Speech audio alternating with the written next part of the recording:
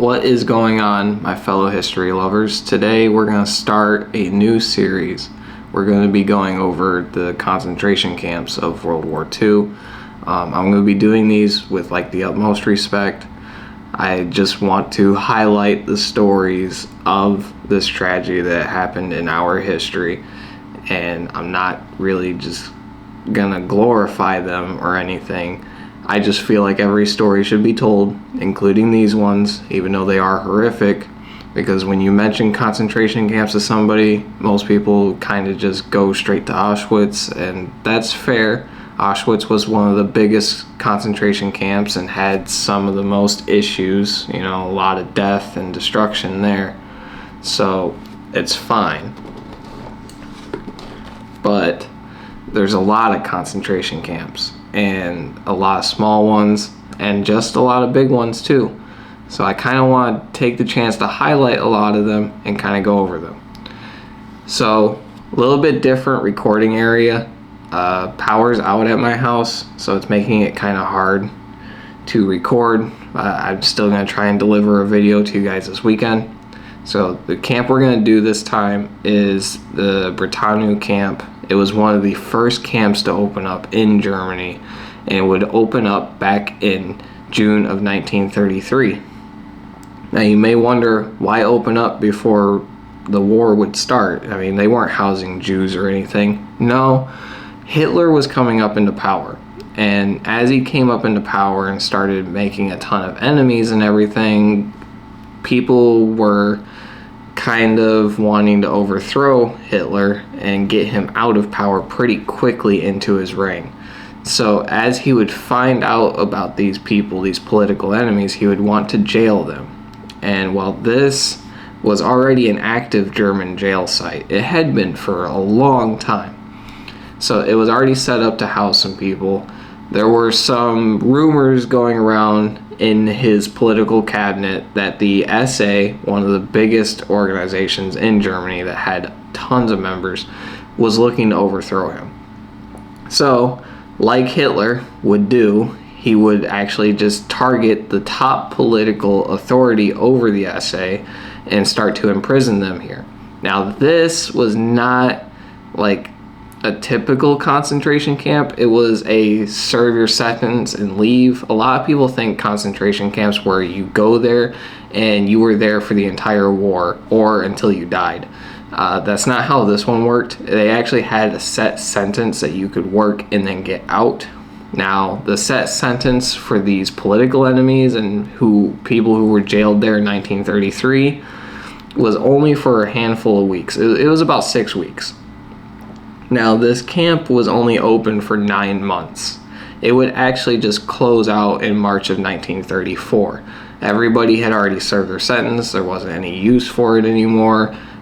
Hitler kind of pretty much purged a lot of his political enemies over the course of a couple years, so he didn't have any more threats. Now, it would reopen at the start of pretty much when the war really kicked off. It would open up again in 1940. Now, this time, he didn't really have political enemies to jail, and the SA was dissolved. Now you had the SS and the Gestapo. And the SS controlled a lot of the big and bad and ugly concentration camps. The Gestapo had majority control of a lot of the smaller ones that weren't so bad, which is this one. They would take control of it in 1940, and it would be a forced labor camp. It would hold, over the course of its lifetime, over 8,000 prisoners. Most of these prisoners were actually just foreign people that Germany would abduct as they were taking over the countries around them.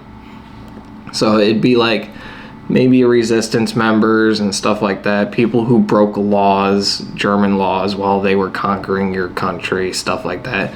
Even German women who were doing illicit things with these workers would be thrown in this camp too. It did house some Jews, not a whole lot though. That wasn't the primary purpose for this camp. And so it was considered a work education camp. You would do forced manual labor, roughly about 12 hours a day, every single day, and you do it for 6 weeks to 3 months, and then you would get out of the camp. That was it. It was basically just to correct your behavior. That was it. Now, some camps, like I said, that were controlled by the SS and stuff, and where most of your Jews did go, where you went there at the start of the war and you didn't get out until you were either dead or the war had ended, and or your camp was liberated. One of those three. This one, if you served your sentence and you were able to make it out after your sentence, you were done. You didn't have to go back. Now, that did have some death, like it's forced labor, and it's still poor conditions. Although this is probably one of the better camps to be put in, you did still have malnutrition and poor housing for everybody and stuff like that. It still wasn't great. Now, because of that, 26 people would pass away from the prison conditions themselves. 4 people would pass while performing the labor, 3 from self-harm, and you would have 2 who were completely unknown. We still don't know what happened to them. And then you would have 81 murders by the Gestapo from this camp alone. Now, 28 of those were known as the end phase crimes. This is when Germany was kind of losing the war, and it's like, what do we do with this camp stuff? We don't really know how to sweep this under the rug. It's a little bit big. So they kind of just started offing a lot of people in these camps, and it was a terrible point at the end of the war. Now, 28 of those people would be victims of that. But out of all 8,304 prisoners, 144 would actually pass away over the course of the whole camp period. It's not great, I understand that. This is still terrible, but this is probably one of the better camps to have been thrown in at this time period compared to some of the ones we will talk about in the future. Now, as we continue this series, like I said, I'm going to keep doing this with utmost respect. I like covering every portion of history, bad or good, and this just happens to be one of the bad parts in history, but I feel like all of the stories need to be shared because not everybody knows enough about this time in World War II as I think we should. So we're going to keep going over these camps one by one. I've got a list of a handful. If you guys want me to stop, I will. Just let me know in the comments. If you have a camp that you want me to cover, also let me know. I might get to it eventually down the road. But we have to remember these horrifying events. We don't want these to be replicated again. There was a lot of death and destruction in World War II. And I would like to not see it in my time or my future generation's time.